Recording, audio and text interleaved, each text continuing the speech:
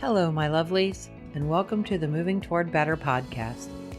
I'm your host, Karen Bemis from movingtowardbetter.com, and I'm here to help you live your best life and let the rest go.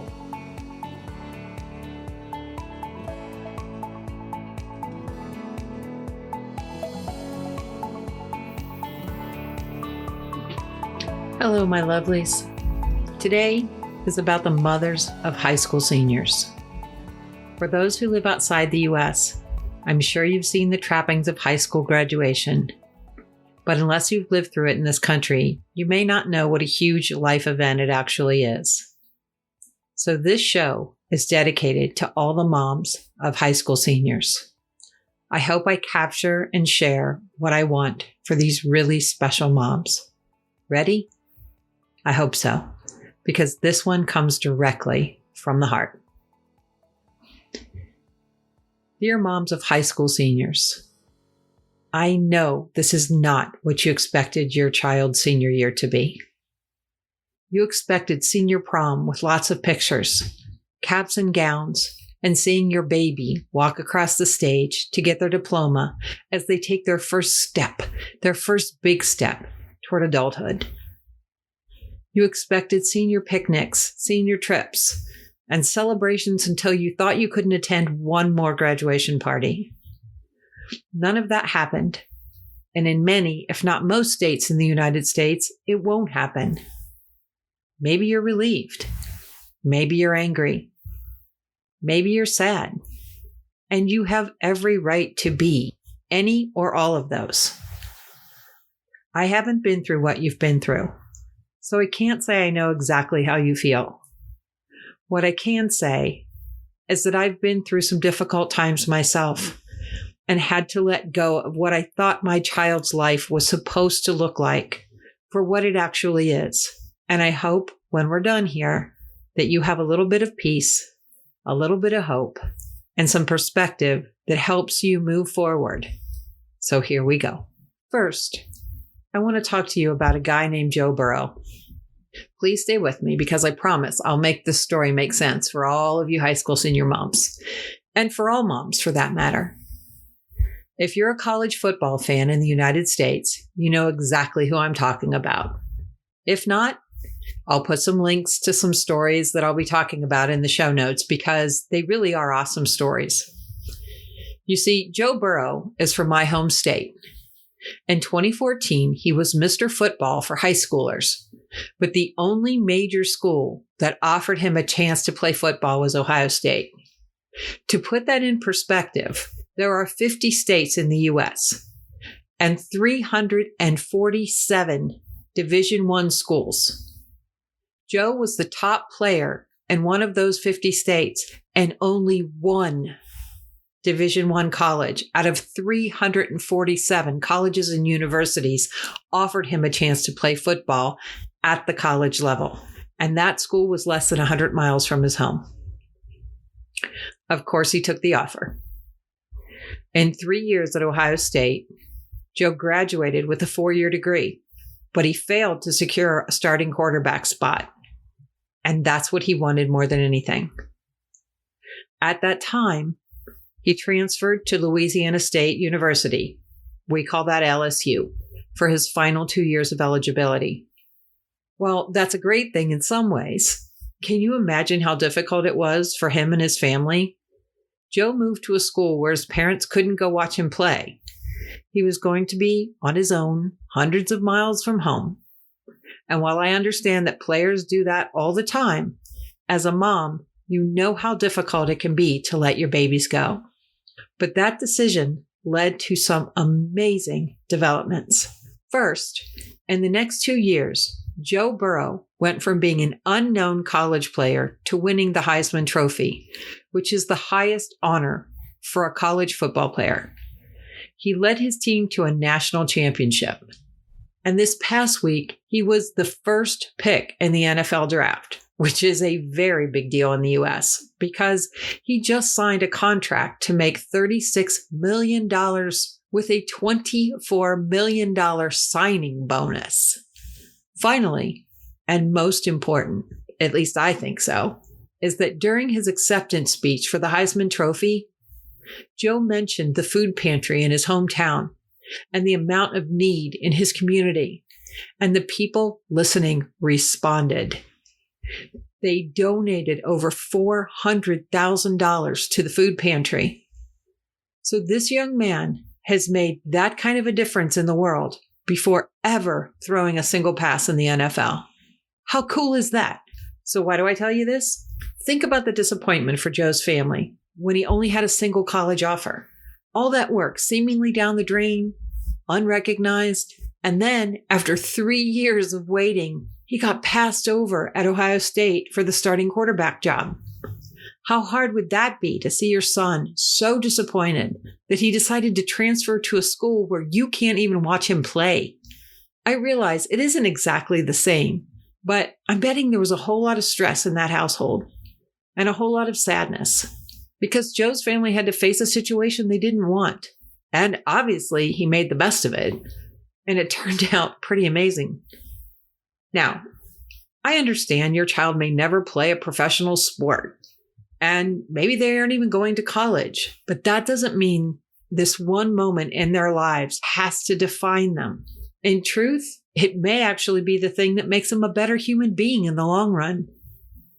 These kids who've been forced to give up so much can come out of this situation with a newfound appreciation for life and for the simple freedoms we all took for granted up to this point.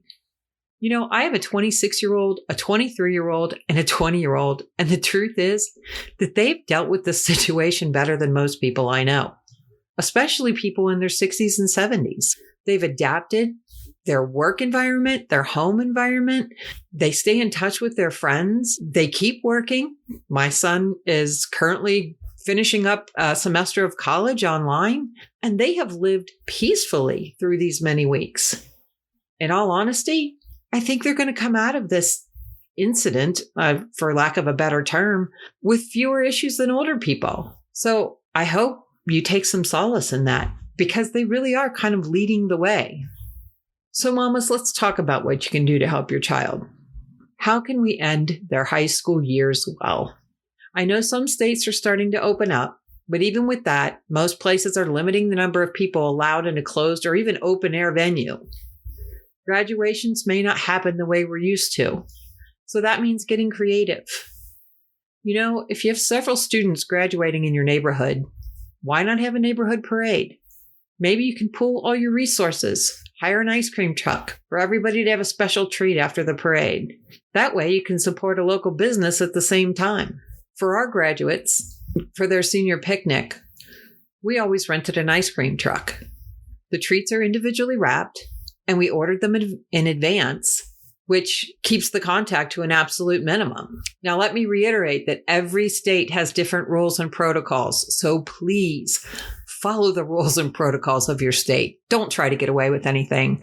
I do not want anyone to get in trouble with any of these ideas. So please check first. You know, if there's a group of friends that are graduating, you could have them drive by each student's house with their families outside. If you only have one student graduating, you can drive by friends and families' homes and have them stand outside and cheer your student on. You could even set up a gift exchange with proper social distancing, of course, and have them pick up their gifts.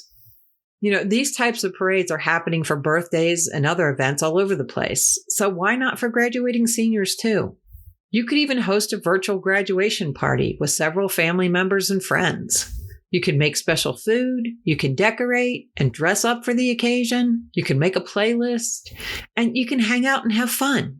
Now, if you still feel the need for a larger gathering, several states have drive-in theaters that could accommodate a virtual graduation. Each student can show up with their family and be recognized by video. Of course, that requires the high school to buy in, but with schools looking for options, why not try offering that as one? If your area doesn't have a drive-in, is there a large parking lot that would let you set up, maybe with a rented or a purchased screen, and create your own mini drive-in? You could even use a large sheet or a white building to project on. You could host a mini graduation for your child's friends using any of these concepts. And you can have so much fun with that. With a smaller group, you could make it a roast of the students if that's your kind of thing. Or you could ask family members who may not be able to travel to your graduation or travel at all to write letters to your graduate. Ask them to share a favorite memory, include, their hopes for the graduate's future. You never know how much that's going to mean to both the giver and the receiver. You can either share them as they show up or collect them in a book and give it as a gift that they'll have for years to come. Now, if gifts are more your child's thing, host a virtual gift opening party so that people who sent the gifts can see the students' reaction as they open them. If you're a family that loves to laugh, include a gag gift. If you're a family that loves to read, ask everybody to send a book or a gift card so your graduate can buy their own books. The possibilities are endless. And if you brainstorm with other moms with high school seniors, you'll get even more ideas. Here's another one to get you started. In our district, the school provides a yard sign with each graduating student's name on it.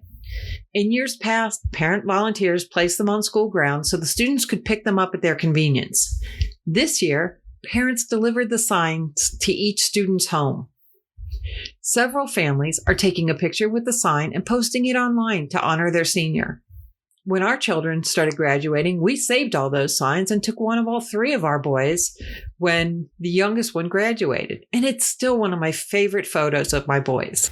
Since other events are canceled, there might even be a budget for some of these things through the high school. And if you do this, you could create a collage of many of their friends. Put all the pictures together, print out a copy for maybe each of the friends and one for their families. I'm sure there are lots of moms out there that would love a special graduation gift like that for them and for their child. The main point is that while the present isn't what you want it to be, I so get that. You do have some options, and you can focus on doing something fun and unique for your 2020 graduate. Another thing you can do is thinking about focusing on the future. Many people have incredibly fond memories of high school, but many would never want to go back, especially with all the pressure on kids these days. Focusing on the future can be the best way to enjoy right now. Because one of the things to think about is how many people from your high school are you still close to? Now, I happen to still be best friends with the same person I was best friends with in high school, but we weren't best friends through college. We went different directions for a few years, went through some serious life struggles, and found our way back to a close relationship that has lasted for decades. And it's only been in recent years that I've reconnected with several high school friends. And it's been great fun. Now, your kids may need to know that can happen if they're struggling with their friendships right now. But if you're in a situation where high school friends have always been a huge part of your life, think about ways you can help your child remember that and understand that and stay connected with their high school friends. You can do some of the things I've already mentioned or come up with your own. If you're a person who moved on from high school and you keep more in touch with college or current work or neighborhood friends, make that clear to your child and focus on that. Talk about the friends that they're going to make in the future and cite examples in your own life. By helping your child to look to the future and everything they get to experience later, you can help them shift their focus to something more positive and maybe shift yours as well. Listen, I know this is an overwhelming time for everybody, and I mean everybody right now. I have yet to meet anyone who isn't struggling with something, whether it's staying home or having to go to work, having everyone in the house and falling all over each other, or being separate and wishing you were together. Worrying about medically fragile loved ones, or dealing with your own urges to go out and defy the guidelines and the protocols. Everyone is dealing with something. And most are dealing with at least one significant event that isn't going to go as planned. That is not to make light of what you're going through. It's actually to show you that you are not alone. You want to know how not alone you are? I looked it up. There are at least 4 million high school enrollments in the United States, meaning there are probably at least 1 million high school seniors. So if you extrapolate that out to their parents, there are a whole lot of parents going through the same things that you are. And I want to reiterate, this is not only an important time for your children, it's an important time for you too. You need to pick some things that are going to make this time memorable for all of you, since you won't have the usual events. And how you celebrate your graduate can change everything. How are you going to make it a memorable time for them and for you? Because this time is symbolic as a parent, because you've successfully gotten your child to adulthood. That is something to be proud of, something to be documented, and something to be celebrated. However you can do that. So like I said, I know this isn't the year end you wanted or expected, but it can still be happy and memorable. Use something I talked about here, or come up with something amazing on your own. Get creative and have fun with it. Remember to focus on the future and the better times to come. While this is a tough time for everyone missing important events, there will be more important events in the future. And finally, make this time special for you too. Write yourself a letter. Read it a year from now. Write down your hopes for your child and for you. As we deal with this new normal none of us wanted, you might be surprised at how much has changed in a year and how this moment shaped a better future than you expected. And here's something else to think about. I read something that said that this moment is this generation's uphill both ways to school in the snow moment. Someday, when the kids of the class of 2020 complain about being bored or how hard their life is, these kids are going to reply, "Bored? Hard? You don't know bored and hard." Why, when I was in high school, I think you know where this is going, right? So, my lovelies, I just want to encourage you to do the very best you can for your child and yourself right now. If you have a senior, you are blessed to have raised your child to adulthood. It may not be the situation you would choose at this moment, but you can choose how to deal with it. And I hope for your child's sake and for yours that you do everything you can to make it special. If you enjoyed this content, please share it with other moms. Be sure to check out the link in the show notes for some cool items you can use to make this time more fun for your graduate and for you. Until next time, keep moving toward better so you can live your best life and let the rest go. Love you all. See you soon. Bye-bye.